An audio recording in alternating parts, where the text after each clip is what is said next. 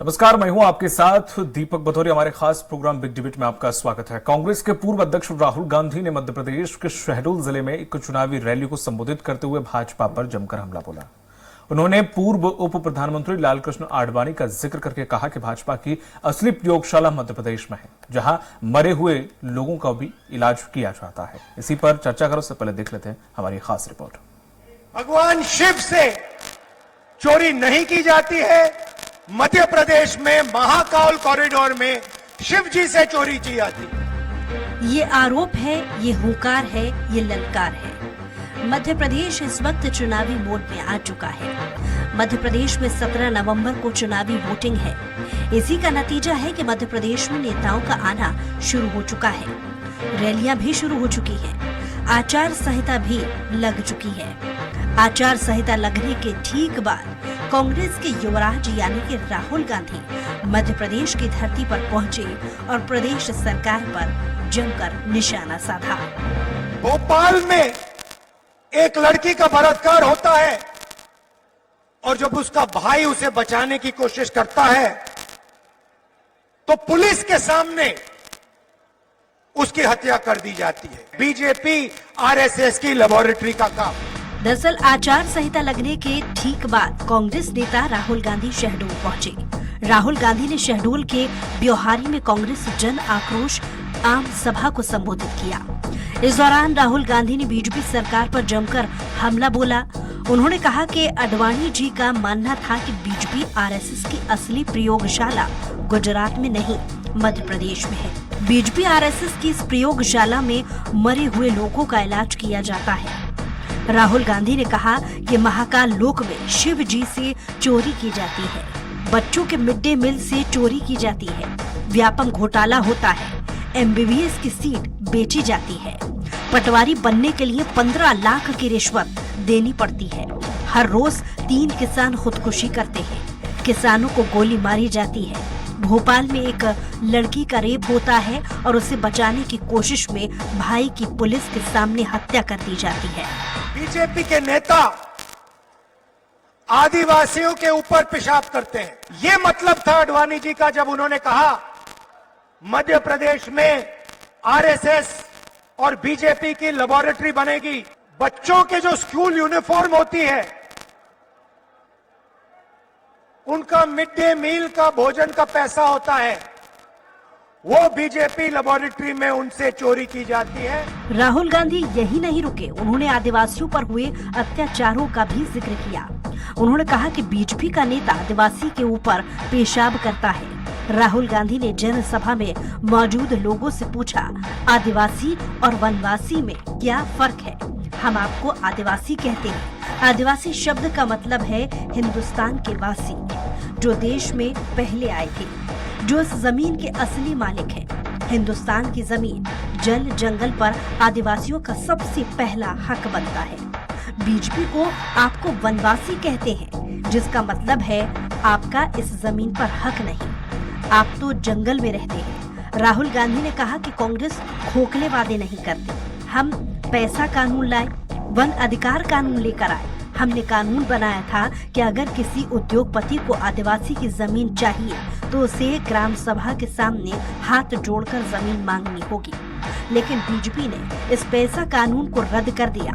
BJP सरकार ने आपको डरा धमकाकर हिंसा के बल पर आपसे आपकी जमीन छीन ली। मैं आपको गारंटी देता हूँ, जो आपका हक है हम उसे आपको जरूर लौटाएंगे। हम पैसा कानून लाए, हम फॉरेस्ट राइट एक्ट कानून लाए। अगर जमीन लेनी है तो पहले जाकर हाथ जोड़कर ग्राम सभा के से जाकर पूछिए, नहीं तो जमीन नहीं ले सकते। ये कानून बनाया हमने। जो आपको मिलने चाहिए उन पट्टों को बीजेपी की सरकार ने रिजेक्ट कर दिया, रद्द कर दिया। मैं आपको यहां गारंटी देके कह रहा हूं, जो आपका है वो आपको हम वापस दे देंगे। जो आपकी जमीन का हक है हम आपको दे देंगे। खैर, नेताओं के एक एक बयान का असर आम जनता के ऊपर पड़ता है। यही वजह है कि नेता चुनावी मोड में आरोप प्रत्यारोप और अन्य हथकंडे चुनावी वक्त में करने से नहीं चूकते। यही नेताजी का नतीजा है कि विंध्य में राहुल गांधी ने बिसात बिछाने की कोशिश की, क्योंकि कांग्रेस का प्रयास है कि जिसने भी मालवा और निवाड़ जीता, सत्ता के सिंहासन पर वो पहुंच ही जाएगा। ऐसे में देखने वाली बात होगी कि आने वाले दिनों में मध्य प्रदेश की किस तरह से तस्वीर देखने को मिलती है। बीजेपी राहुल के इन आरोपों का किस तरह से पलटवार करती है। Bureau report, Swaraj express. और इसी मुद्दे पर ज्यादा चर्चा के लिए खास पैनल हमारे साथ जुड़ा हुआ है। बीजेपी प्रवक्ता हैं गुलरेज शेख जी। गुलरेज जी, आपका बहुत बहुत स्वागत है। वहीं कांग्रेस प्रवक्ता है राम पांडे जी। राम जी, आपका भी बहुत बहुत स्वागत है। वरिष्ठ पत्रकार आशीष दुबे जी जल्दी हमारे साथ जुड़ेंगे। राम पांडे जी, जिस तरह से देखा जाए, विंध्य कभी कांग्रेस का गढ़ हुआ करता था, कई बड़े दिग्गज वहां से थे, अर्जुन सिंह का बड़ा दबदबा था, लेकिन आज हालात ये हो गए हैं कि आपको दो वहां पर जन आक्रोश रैली निकालनी पड़ रही है, कई नेताओं को लगाना पड़ रहा है। राहुल गांधी की वहां पर आप सभा करा रहे हैं, फिर भी लगता है कि विंध्य साध पाएंगे आप? विंध्य की क्यों बात की जाए, पूरे देश की बात की जाए। मुद्दा विंध्य का, देश को आजादी कांग्रेस ने कराया है, तो पूरा देश ही कांग्रेस का गढ़ माना जाता है। अब विंध्य मध्य प्रदेश में आता है। मध्य प्रदेश में 2018 के चुनाव में कांग्रेस जीती थी, कांग्रेस की सीटें ज्यादा थी। भारतीय जनता पार्टी ने खरीद फरोख्त करके विधायकों को खरीदा, सरकार बना ली। जब सीटें ज्यादा थी आपके पास, तो फिर विधायकों को खरीदने की जरूरत क्या थी? और केवल एक क्षेत्र से पूरा चुनाव डिसाइड नहीं होता है। 230 विधानसभा है, 230 में से 116 कौन जीतता है, ये ज्यादा निर्भर करता है। और विंध्य क्षेत्र की बात करें, किसी भी क्षेत्र की बात करें, कहीं कहीं भारतीय जनता पार्टी का झूठ चल जाता है, कहीं नहीं चलता है। जहां झूठ चल जाता है वहां भारतीय जनता पार्टी जीत जाती है, जहां नहीं चलता है झूठ वहां भारतीय जनता पार्टी हार जाती है। तो हमें पूरे मध्य प्रदेश की बात करना चाहिए। और मध्य प्रदेश में कांग्रेस के फेवर में लहर चल रही है। जनता महंगाई, बेरोजगारी, भ्रष्टाचार, भाजपा की झूठी घोषणाएं, भाजपा के झूठ, गरीबी, कुपोषण, हर तरह से जनता परेशान है। और जनता टोटल बदलाव के मूड में है, परिवर्तन चाहती है जनता। पांडे जी, एक बात समझ में आती है कि एक बार बरगलाने से चलो ठीक है, लेकिन अगर पिछले 4 चुनाव का इतिहास देखें, 8, 12, 18, इनमें सब में 2, 4, 6, 12 का रेशियो रहा है पूरे विंध्य में। अगर कांग्रेस की बात की जाए, कहाँ कमी है? क्यों अपनी नब्ज उनकी नहीं पकड़ पा रहे हैं? नहीं, नब्ज पकड़ी हुई है ना, क्यों नहीं? आप देखिए, राष्ट्रीय मुद्दे देख लीजिए। पिछले चुनाव में जब हमारी सरकार तो होती है तो कहते हैं गौ माता को राष्ट्रीय पशु बनाएंगे। इनकी सरकार आ जाती है तो गौ माता बेचारी सड़कों पर, चौराहों पर हमले में भूखी प्यासी तड़प रही है। जब हमारी सरकार होती है तो कहते हैं स्वदेशी अपनाओ। जब इनकी आ जाती है तो चीन को झूला झुलाते हैं। जब हमारी सरकार होती है तो पाकिस्तान को गाली देते हैं। इनकी आ जाती है तो पाकिस्तान के पैर पड़ने चले जाते हैं। हमारी सरकार होती है तो परिवारवाद का नाटक करते हैं। इनकी सरकार होती है तो अभी जितने भी इन्होंने टिकट डिक्लेयर किए हैं उसमें से ज्यादातर परिवारवादियों को टिकट दिए हैं। तो भारतीय जनता पार्टी इस मामले में तारीफ करना पड़ेगी कि झूठ को फैलाने में, प्रोपेगेंडा करने में, जनता को धोखा देने में एक्सपर्ट है। लेकिन ये बात भी तय है कि झूठ, जुमलेबाजी, अहंकार, घमंड, इसका अंत जरूर होता है।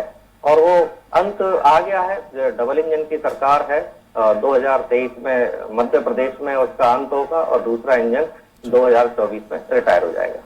ठीक है गुलरेज शेख जी, जिस तरह से विंध्य आपके लिए भी यहाँ ठीक है गढ़ जरूर रहा है, लेकिन इस बार थोड़ा सा वहां पर हालात, चाहे वो पेशाब कांड को लेकर, ब्राह्मण समाज को, वहां पर जाति समीकरण बहुत ज्यादा प्रभावी रहता है, ये आप बहुत अच्छी तरह जानते हैं। ब्राह्मण समाज, आदिवासी समाज थोड़ा कहीं ना कहीं रुष्ट है, और ऐसे में आपने कई वहां पर सांसद भी उतार दिए, तो वहां के जो स्थानीय नेता वो भी नाराज हैं। तो कहीं ना कहीं इधर कांग्रेस की जो अवसर है वो भुनाने में कहीं कामयाब हो गई तो नुकसान नहीं हो सकता कहीं विंध्य में? अगर कांग्रेस की बात है, अभी घमंडियों के प्रवक्ता बहुत सारी बातें बोल रहे थे, वो बात कर रहे थे झूठ की। अब जहां तक झूठ की बात है, मैंने राहुल गांधी जी को भी सुना था आज, और वो कमलनाथ जी से और दूसरों से बोलते हैं कि भैया झूठ मत बोलना, वादे वही करना जो तुम पूरे करो। क्योंकि जानते हैं कि पिछली बार इन्होंने जितने वादे किए थे, चाहे किसानों को वादे किए थे, झूठ किए थे, इन्होंने युवाओं को वादे किए थे, झूठ किए थे, बहन बेटियों को जो किए थे वो झूठे वादे किए थे, तो इन्होंने सबको झूठ बोला था। तो राहुल गांधी अपनी खुद की छवि बचाए रखने के लिए जितनी भी बाकी है, बचाने के लिए साफ साफ मंच से कमलनाथ जी से पूछते हैं कि झूठे वायदे मत करना, क्योंकि उनको मालूम है कि कांग्रेस पार्टी झूठे ही वायदे करती है। जहां तक विंध्य की बात है, विंध्य भी हमारा है भाई साहब, महाकौशल भी हमारा है, चंबल भी हमारा है, मालवा और निमाड़ भी हमारा है, पूरा मध्य प्रदेश हमारा है। और आप मान के चलिए, मेरे खुद का कैलकुलेशन कहता है कि 180 के आसपास सीटें आ रही है बीजेपी को। और आप जहां तक नेताओं की बात करते हैं ना, बीजेपी वह पार्टी है जो किसी को भी नेता बना देती है। इतना बड़ा कैडर है, वो कैडर बेस्ड ऑर्गेनाइजेशन है कि जिसको चाहे उसको नेता बना देती है। ठीक है आशीष जी, जिस तरह से देखा जाए आज चूंकि विंध्य में राहुल की सभा हुई तो विंध्य एक मकसद है और विंध्य में ऐसी जगह सभा हुई जो पूरा विंध्य का गढ़ है, एक बीच पॉइंट है, तो कहीं ना कहीं लगभग सब साधना है मकसद है राहुल गांधी का। सवाल ये खड़ा होता है कि विंध्य जो कि 2003 से लगभग इनसे अछूता रहा है, कुछ ज्यादा कामयाबी नहीं मिली, 2018 में भी कामयाबी नहीं मिली, कुछ सीटें मिली उसमें से कुछ छिटक कर नेता इधर आ गए, तो ऐसे में कितना मुश्किल है कांग्रेस के लिए विंध्य जो गढ़ है ये किला भेदना कांग्रेस के लिए? नतीजे थे विधानसभा चुनाव के, 2013 के तो बहुत अच्छे थे कांग्रेस के लिए। कांग्रेस के उसमें काफी संख्या में विधायक थे, लेकिन 2018 का जो सेटबैक था, 12 के समथिंग थे सर। हाँ जी, 12-14 शायद 16 विधायक थे लेकिन जब ये जो 18 में जो कांग्रेस का जो उसको सेटबैक मिला, उसकी एक वजह भी थी कि वहां सरकार बनाने के जो इक्वेशन, जो समीकरण या जो उनकी जो अनुमान थे वो गड़बड़ा गए। लेकिन विंध्य का एक ऐसा भी मिजाज उसमें रहा है कि वो पलटता रहा है। वो क्षेत्र जो है कई बार जो है अपना माइंडसेट बदलता है, कई बार बहुत सारी उठापटक भी उसमें काम कर जाती हैं। जातिवाद का समीकरण वहां पर है ही। और अभी तात्कालिक जो परिस्थितियां जो सामने आई है, जो हालात वहां पे बने हैं, निश्चित रूप से भाजपा के लिए वो हालात बहुत कंफर्टेबल नहीं है। ये इसलिए नहीं कि हमारा आकलन है या तो आप लोगों का, हम सबका आकलन है, बल्कि इसलिए भी कि बीजेपी के सारे नेता वहां पर उसको फोकस किए हुए हैं। अमित शाह और प्रधानमंत्री की वहां पे 2-3 रैलियां हुई हैं, बहुत सारे कार्यक्रम चलाए गए हैं, मंत्री वहां से बना के वहां के क्षेत्र को और संभालने की कोशिश की गई है अभी नए फेरबदल में। तो ये अपने आप ही जाहिर होता है कि भाजपा उस गढ़ को फिसलने से बचाना चाहती है। और वहां की राजनीतिक परिस्थितियां कुछ इस तरह से कुछ करवट लेती हुई लग भी रही हैं। इस वजह से भाजपा उसको बचाना चाहती, तो स्वाभाविक बात है कांग्रेस को भी अगर वो गढ़ मिलता है तो देखिए चुनाव में कई बार जो है नतीजे पलटते हैं। कभी एक कोई क्षेत्र अच्छा बन जाता है, दूसरा जो अच्छा क्षेत्र है वो खराब हो जाता है। तो कई तरह की परिस्थितियां काम करती हैं।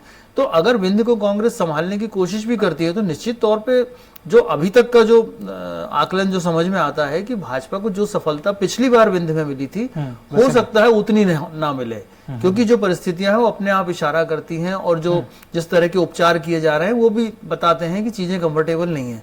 बावजूद इसके ये है कि कांग्रेस वहां पूरी तरह से कैसे गेन करेगी, क्या चीजें करेगी, ये देखना इसलिए भी है क्योंकि नारायण त्रिपाठी वहां पर जो है भारतीय जो बीआरएस जो पार्टी है उसके साथ तालमेल कर रहे हैं। वो वहां पर 4 या 6 सीटों पे पूरी ताकत से लड़ेंगे। इसके अलावा कुछ सीटों पे उनके प्रभाव, क्योंकि वो भी एक जातिगत एंगल है, तो वो भी चीजें प्रभावित होंगी। अब वो किसकी तरफ असर डालेंगी ये चीजें सामने आना बाकी है। तो विंध्य के इस लिहाज से राहुल गांधी की जो आज सभा कराई गई है, हालांकि सभा 1 महीने पहले होनी थी, मौसम की वजह से ये बाद में हुई है, तो ये सभा जो है ये महत्वपूर्ण है कांग्रेस के लिए। अगर कांग्रेस के संदर्भ में देखा जाए तो कांग्रेस के कॉर्डर को रिचार्ज करने के लिए सभा ठीक है। आज जो उनका भाषण था वो भी दूसरे भाषणों से अलग हटके था, तो कुछ चीजें उन्होंने सीधे सीधे भी जनता के मन में उतारने की कोशिश की है। तो इन सब का असर कैसे सामने आएगा ये जरूर है, लेकिन भाजपा को भी कांग्रेस को अपने उसमें रखना होगा कि भाजपा का जो काम करने की शैली है और चुनाव लड़ने और चुनाव के नतीजों को पलटने का आखिरी वक्त में जो उनका जो मैकेनिज्म है उसको भी उन्हें ध्यान में रखना होगा, क्योंकि कांग्रेस सरकार होने की वजह से किसी भी दल को स्वाभाविक रूप से एक अपर हैंड मिलता है चुनाव में। ठीक है राम पांडे जी, लेकिन अभी पिछला अगर चुनाव की हम थोड़ा सा अगर बात कर लें तो वहां पर और पार्टियां भी हैं, चाहे वो सपा बसपा या गौंडवाना गणतंत्र पार्टी, उनने भी कोई 1-2 सीट गेन की है। तो अभी सिर्फ एक मुश्किलात ये नहीं है कि बीजेपी है सिर्फ, लेकिन कहीं ना कहीं 1-2 नंबर पे वो भी हैं, तो उनसे भी एक तरीके से प्रतिस्पर्धा का समय आएगा। तो इससे कुछ रणनीति ऐसी है कि हाँ उनसे भी जूझना पड़ेगा या मुख्य फोकस आपका बीजेपी से है? देखिए फोकस तो बीजेपी पर ही है और 2018 के बाद वहाँ महापौर के भी चुनाव हुए हैं और वहाँ कांग्रेस ने विजय प्राप्त की है। हाँ जी। तो महापौर के चुनाव में जो कांग्रेस को विजय प्राप्त हुई है, ये अपने आप में एक इंडिकेशन है कि वहाँ की जनता बदलाव चाहती है। और महापौर का जो चुनाव होता है 3-4 विधानसभाओं को प्रभावित करता है। अभी भाजपा के प्रवक्ता ने कहा था कि राहुल जी ने ऐसा कहा। मुझे जो भी लोग सुन रहे हैं वो राहुल गांधी जी के भाषण को दोबारा सुने तो आपको यकीन हो जाएगा कि वाकई भारतीय जनता पार्टी प्रमाणित झूठी पार्टी है। और वहाँ कमलनाथ जी ने कहा है कि 18,000 किसानों का कर्जा शेड्यूल में माफ हुआ है। और जो भी लोग मुझे सुन रहे हैं वो चाहे तो आरटीआई के माध्यम से जानकारी को प्राप्त कर सकते हैं। दूसरा, भारतीय जनता पार्टी हार अपनी स्वीकार कर चुकी है। वहां भी सांसदों को भारतीय जनता पार्टी ने उतारा है और उनका विरोध वहां के पूर्व जो विधायक हैं वो कर रहे हैं। तो ये सारे समीकरण बताते हैं कि बिंद में भी कांग्रेस ही जीतेगी।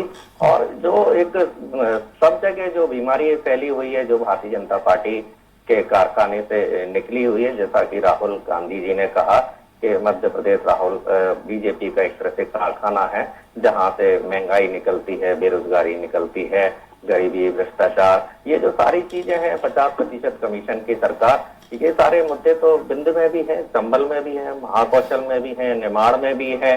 तो इस बार जो है मध्य प्रदेश की जो जनता है, इंक्लूडिंग विद, मुझे नहीं लगता कि ये जितनी भी आपने पार्टियों की बात की है, क्योंकि जनता ये मान के चलती है कि 150 से 250 करीब सीटें कांग्रेस को देना है, बाकी 50-60 सीटें हैं तो बीजेपी, गोंडवाना, बीएसपी, सपा, जितनी भी आप पार्टियों के नाम ले रहे हैं, तो ये लोग आपस में बांट सकते हैं। ठीक है। शेख जी, आप कुछ मोबाइल में बार बार तस्वीर दिखाने की कोशिश कर रहे हैं, वो भाषण मैं तस्वीर नहीं दिखा रहा, शायद उसके कुछ 10 सेकंड की क्लिप सुनाऊं, 10 सेकंड की क्लिप। और ये एमपी तक चैनल पर है, आज तक की जो यूट्यूब चैनल है एमपी तक, उस पर है, सुन लीजिए। मैं आपको बोल रहा हूँ, मैं कह रहा हूँ ये इनकी फर्जी क्लिप ना देखें। जनता आजकल यूट्यूब पर सब पड़ा हुआ है, आप पूरे भाषण को सुनने का काम करें, क्योंकि ये तो कुछ भी कर देते हैं, आलू से सोना बनाने भी फर्जी। जी सुनिए। रणदीप सुरजेवाला जी से कहा हेलीकॉप्टर में आते हुए, सुन लो जरा, कि देखिए फायदे वही करने हैं जो पूरा हो सके, नहीं तो टाइम जाया मत कीजिए। सुन लिया आपने, ये राहुल गांधी ने आज कहा। हाँ, तो वही है ना कि हम लोग वादे वही करते हैं जो पूरे किए जा सके। राहुल गांधी नहीं, आपने झूठ बोला, राहुल गांधी आपने झूठ बोला। उन्होंने यही कहा कि कांग्रेस वायदे वही पूरे करे जो पूरे किए जा सके, तो वही करते हैं ना वायदे, जो वायदे पूरे किए जा सके वही हम करते हैं। तरफ देख के कहा था कि यदि 10 फर्जी लोग हैं। राहुल जी का भाषण में तो जनता से कह रहा हूँ, एक बार नहीं बार बदलने का काम किसको करना पड़ा? राम पांडे जी, आपका वक्त आया, आप बोले, अपना निवेदन है। तो वो जानते हैं कि कमलनाथ झूठ बोलते हैं। शेख जी, एक मिनट की जो राम पांडे जी प्लीज, मैं चाहता हूं कि आप सभी की आवाज दर्शकों तक पहुंचे, ऐसे एक की भी नहीं पहुंचेगी, मतलब मैं बता रहा हूं ना, मैं आपको बता रहा पर गुलरेज जी, तो इसमें अगर उन्होंने ये कह दिया तो इसमें गलत क्या था? तो ये अच्छी बात है ना कि भाई क्यों समय जाया करना, वही कर पाओ जो पूरा करो। जी, मैं बोल देता हूँ आपको क्या हुआ था कि पिछली बार ये इन्होंने क्या बोला कि समझ गए थे कि ये चीज तो आप भी करिए। तो सुन लो यार, अरे राम जी, जब आप बोलते हो, राम पांडे जी प्लीज बोलने दीजिए, सुन लो जरा यार। तो राहुल गांधी ये समझ गए थे कि पिछली बार जो हुआ था ना कि इन्होंने झूठे वादे किए थे, और आज चाहे वो किसान हो, चाहे गरीब हो, चाहे बहनें बेटियां हो, चाहे युवा हो, सब इनसे खफा है क्योंकि कोई वायदे को पूरा नहीं किया। देखिए 15 महीने की जो सरकार थी ना, उसने ट्रेलर दिखा दिया था इनका, और 15 महीने कम नहीं होते हैं, 1/3 ऑफ फुल टर्म था इनके पास। उस 1/3 टर्म में इन्होंने युवाओं के लिए क्या किया कि साहब बैंड बाजा बजाने की ट्रेनिंग, साहब गाइड हो चलाने की ट्रेनिंग, बहन बेटियों के शादी के लड्डू ये लोग खा गए, किसानों की जो बीमे की प्रीमियम थी वो तक नहीं भरी, और इन्होंने उल्टा किसानों को डिफॉल्टर बना गए। उसके बाद मामा जी को ये काम करना पड़ा कि किसानों का जो ऋण भर के उनको डिफॉल्टर की रो से निकालना पड़ा। तो इसलिए अभी राहुल गांधी ने बोला है, क्योंकि फिर क्या होगा कि फिर जो इनके ऊपर जनता का चाबुक चलेगा, जो लोकसभा चुनाव आएगा ना, तो उसमें ये दोनों सीटें हार जाएंगे, वायनाड भी हारेंगे, कहीं और से भी हार जाएंगे। तो अपने आप को बचाने के लिए, अपनी बची कुची इज्जत को बचाने के लिए वो बोल रहे हैं कि भैया झूठ मत बोल देना इतना, क्योंकि वो जानते हैं सब झूठे बक्का लोग हैं। ठीक। आशीष जी, जिस तरह से राहुल गांधी का आज का भाषण देखें तो बड़ा सधा हुआ, और कुछ बिंदु जो कि ऐसे थे जो कि उस क्षेत्र में वाकई कहीं ना कहीं सही साबित होंगे या आगे जाकर फायदा होगा? आज उन्होंने जो वनवासी और आदिवासी का भी मुद्दा जो उठाया, वो कितना सत्य कितना गलत, तो वो वही जाने कि ऐसा वो हुआ था। बाकी उन्होंने पेशाब कांड भी उठा दिया, जिसका डर था कि वो कांड उठाएंगे, वो भी बढ़ाने की कोशिश की। तमाम और भी उन्होंने मुद्दे उठाए जो उनके बिंदु हैं, जो कुछ मुद्दे हैं, उनसे वाकई कितना वहां पर असर पड़ेगा, ऐसे भाषणों का कुछ असर पड़ता है ऐसे मुद्दों का? लेकिन निश्चित तौर पे चुनाव का समय है, ये जिसको स्लॉग ओवर कहते हैं, आखिरी के जो ओवर चल रहे हैं, उस तरह के ओवर शुरू हुए।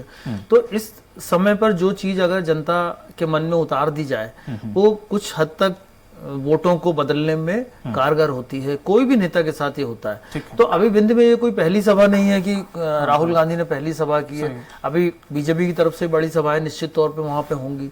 तो ये इस बीच में ये जनता का जो माइंडसेट है वो तो एक अलग चीज है। दूसरी बात, विंध की जो स्थिति है वो देखने और गौर करने लायक है। तो वहां के जो लोगों का जो मतदान है, मुझे लगता है उन हालातों को लेकर के ज्यादा होगा। कि पहली बात जो है वहां पर आएगी कि विंध्य का जो पिछड़ापन है, कुछ एक आध शहरी इलाका जो है वो थोड़ा सा, उस शहरी इलाके के भी एक आध दो हिस्से जो है बहुत विकसित नजर आते हैं। बाकी ऐसी स्थितियां नहीं है। वहां पे रोजगार एक समस्या है, पलायन दूसरी समस्या है, वहां का पिछड़ापन दूसरी समस्या है। कृषि को लेकर के वहां पर ठीक है, प्रयास किए गए हैं, सारी चीजें हैं, लेकिन उतना अच्छा वहां का सिनेरियो नहीं है अभी भी। तो ये सारी चीजें, और ऐसा नहीं है कि कोई इसकी वजह कोई एक है या दो है। ये एक लंबे समय से विंध्य को लेकर स्थितियां हैं, कई दशक से स्थिति है विंध्य को लेकर के। वो अपेक्षाकृत पिछड़ा माना जाता है कुछ और अन्य इलाकों के तुलना में। तो ये चीजें भी बहुत निश्चित तौर पर असर करेंगी। और चूंकि एक 10-15 साल या 20 साल में एक पूरा कालखंड जो है, पूरी जनरेशन बदलती है। तो एक नई जनरेशन भी सामने आती है जो ज्यादा समझदार होते हैं या ज्यादा तरीके से। तो जो युवा वोट होंगे वहां पर, या जो दूसरे वोट होंगे, वो ताजा परिस्थितियों को लेकर ज्यादा प्रभावित होंगे और उससे वो ज्यादा, उनका मतदान भी प्रभावित हो सकता है। तो ये, और सबसे बड़ी बात है कि दोनों ही दल युवा मतदाताओं को फोकस कर रहे हैं। तो दोनों के मन में इस तरह की बात है कि कहां से क्या चेंज हो सकता है और क्या नहीं। तो ये स्थितियां जो हैं, मुझे लगता है उस इलाके की जो भौगोलिक, आर्थिक, सामाजिक स्थिति है वो ज्यादा असर करेगी वोट को लेकर। ठीक है राम पांडे जी, वहां पे जिस तरह से अगर किसी भी एक क्षेत्र को ले ले, वहां पे किसी नेता का वर्चस्व ज्यादा रहता है। तो अगर विंध्य की बात करें हम, तो वहां पे अजय सिंह जी भी चुनाव हार चुके हैं, बिसाहू लाल पलट गए हैं, कमलेश्वर पटेल जी हैं। ऐसे कौन कौन से नेता जिनके जिम्मे ये विंध्य का भार है बेसिकली, जो वहां के खाटी नेता हो या वहां पर वर्चस्व रखते हो? ऐसा कोई कार्ड है आपके पास उधर? नहीं, सभी नेता काम कर रहे हैं, सभी कार्यकर्ता काम कर रहे हैं। अजय सिंह जी भी कर रहे हैं, कमलेश्वर पटेल जी भी कर रहे हैं, कमलनाथ जी भी कर रहे हैं, अरुण यादव जी भी कर रहे हैं, जीतू पटवारी जी भी कर रहे हैं, मेरे जैसे छोटे कार्यकर्ता भी काम कर रहे हैं। तो हर जगह सच्चाई तो एक ही है ना भाई, हर जगह महंगाई से जनता परेशान है। पेट्रोल, डीजल, गैस के दाम विंध्य में भी बढ़े हुए हैं, सीमेंट, सरिये के दाम भी विंध्य में बढ़े हुए हैं, दूध, दही, दाल, आटा, चावल के दाम वहां बढ़े हुए हैं, स्कूल की फीस भी वहां विंध्य में बढ़ी हुई है, दवाइयां महंगी विंध्य में हुई है। ऐसा कौन सा प्रोडक्ट है जो विंध्य में सस्ता मिल रहा हो और बाकी जगह महंगा मिल रहा हो? तो महंगाई की मार, अभी पत्रकार महोदय ने बोला कि बेरोजगारी। बताइए, मध्य प्रदेश में कोई बाहर के लोग आते हैं क्या नौकरी करने के लिए? जब भी मध्य प्रदेश के युवा से बात करो, वो कहता है पूना जा रहा हूँ, बेंगलोर जा रहा हूँ, हैदराबाद जा रहा हूँ, दिल्ली जा रहा हूँ, विदेश जा रहा हूँ। हिंदुस्तान का कोई युवा ऐसा नहीं मिलता वो जो ये कहे कि मैं मध्य प्रदेश में नौकरी करने के लिए आ रहा हूँ। आप देखिए, मध्य प्रदेश आज हर दृष्टि से क्यों पिछड़ा है? शिक्षा की दृष्टि में पिछड़ा, स्वास्थ्य की दृष्टि में पिछड़ा, रोजगार में पिछड़ा, हर तरीके से बिल्कुल गड्ढे में मध्य प्रदेश का नाम आता है। तो जो मध्य प्रदेश की कंगाली की है, बदहाली की है, मध्य प्रदेश की जनता को परेशान किया है। आप 12-12 साल की बच्चियों के साथ पर डे दुष्कर्म हो रहे हैं। उज्जैन जैसे महाकाल जैसी जगह पर दुष्कर्म हो रहे हैं। उज्जैन में महाकाल जैसे घोटाले कर दिए, ईश्वर के नाम पर घोटाले कर दिए। तो जनता, ये घटनाएं सब जगह हो रही हैं, विंध्य में भी हो रही है। और विंध्य में इसलिए भारतीय जनता पार्टी परेशान है क्योंकि हम देख रहे हैं ना कि विंध्य में भी सांसदों को उतारने की कोशिश कर रही है। तो हमारे जो जिस तरह से हम लोगों ने वहां अभी पंचायत के जो चुनाव थे उसमें बढ़ोतरी की है, जिला पंचायत सदस्य हमारे ज्यादा जीते, जनपद सदस्य ज्यादा जीते, सरपंच के ज्यादा जीते। जो 2018 के बाद जो चुनाव हुए हैं तो उसमें हमने बढ़ोतरी की। और ओवरऑल हम मध्य प्रदेश की बात करें तो 2018 में लगभग वोट प्रतिशत जो बराबर था, हमारी सीटें 7-8 ज्यादा थी, मध्य प्रदेश में शिवराज सरकार ने झूठी घोषणाएं और जिस तरह से बदहाली शुरू की है, भ्रष्टाचार को बढ़ावा दिया है, चरम सीमा पर पहुंचाया है, तो 5-7%, 10% वोट कांग्रेस की तरफ शिफ्ट होगा। तो 50-60 सीटें तो मतलब एक बहुत छोटी बात बता रहा हूँ जो कांग्रेस की तरफ शिफ्ट होगी, उसमें से बिंद की सीटें भी भारतीय जनता पार्टी की प्रभावित होंगी और वो कांग्रेस के खाते में आएंगी। ठीक है। गुलरेज शेख जी, जो हाल ही में जो सर्वे हुए हैं उनके जो रिपोर्ट्स आ रही हैं, कई लोग अब बता रहे हैं कितना परसेंट कहाँ कितना क्या रहेगा, उससे कुछ चिंता बढ़ी है कि ये तो लगभग जितने सर्वे हुए उसमें बराबर दिखाया जा रहा है? देखिए, हमारा जो सर्वे कहता है ना कि हम बड़ी आसानी से पूर्ण बहुमत की सरकार बना रहे हैं, और मेरी स्वयं की सेफोलॉजी तो 180 सीट्स के आसपास बनाती है। नहीं, डर इस बात का है ना सर, क्योंकि हिमाचल और कर्नाटक में थोड़ा सही साबित हुए हैं, इसलिए थोड़ा सा फिर भी नहीं भय लग रहा है। देखिए, कर्नाटक की जहां तक बात है, हमने ये बात सच है कि 3 बार वहां सरकार बनाई है, लेकिन पूर्ण बहुमत की सरकार आज तक एक बार भी नहीं बनाई है। जब भी बनी गठबंधन की सरकार बनी है। वो मध्य प्रदेश एक अलग चीज है। ये मध्य प्रदेश जो है ना, अभेद किला है भारतीय जनता पार्टी का, सबसे स्ट्रॉन्ग गढ़ है संगठनात्मक दृष्टि से बीजेपी का। और अभी हमारे कांग्रेस के मित्र पूछ रहे थे कि आपने कभी देखा है कि कोई दूसरे प्रांतों से मध्य प्रदेश में आता है रोजगार के लिए, काम करने के लिए? तो भैया, कमलनाथ आपके जो प्रदेश अध्यक्ष है ना, जो पूर्व मुख्यमंत्री हैं, वो दूसरे प्रदेश से मध्य प्रदेश में आए हैं काम करने के लिए, कमाने के लिए। तो इस बात को आप मत बोलिए। जहां तक ये बात कर रहे हैं महंगाई की, हिंदुस्तान में सबसे ज्यादा महंगाई किसी राज्य में है तो वो राजस्थान में है। वो सबसे ज्यादा बेरोजगारी तीसरे नंबर की श्रृंखला में कोई राज्य खड़ा है युवा बेरोजगारी में, तो वो छत्तीसगढ़ है। लेकिन कांग्रेस पार्टी के मुंह में जो है ना दही जम जाता है, या फिर वो छत्तीसगढ़ की भाषा में बोलूं कि इन्होंने वहां तो गोबर खाए हैं, गोबर घोटाला किया, इनके मुंह में गोबर जम जाता है। ये वहां की बात नहीं करते, इधर उधर सब तरफ की झूठ बातें करते हैं। लेकिन हाँ, ये बात सच है कि कमलनाथ जी बाहरी व्यक्ति है, मध्य प्रदेश के नहीं है। समय नहीं है अब ज्यादा, इसलिए मैं इसको आगे नहीं ले जा पाऊंगा। बहुत बहुत शुक्रिया हमारे साथ जुड़ने के लिए शेख जी आपका, राम पांडे जी आपका, और आशीष सर आपका भी इस डिबेट में शामिल होने के लिए। तो जिस तरह से राहुल गांधी के विंध्य में जो सभा हुई है, उससे जाहिर है कहीं ना कहीं असर पड़ेगा, लेकिन अभेद किला को भेदना जरूर मुश्किल है यहाँ पर कांग्रेस के लिए। लेकिन अगर मेहनत करती है और कुछ मुद्दे जो ऐसे बीजेपी ने दिए हैं उन्हें भुनाने की कोशिश करती है, तो जाहिर है कहीं ना कहीं कांग्रेस सेंध जरूर लगा देगी। इस डिबेट में फिलहाल इतना ही, मुझे दीजिए इजाजत, नमस्कार।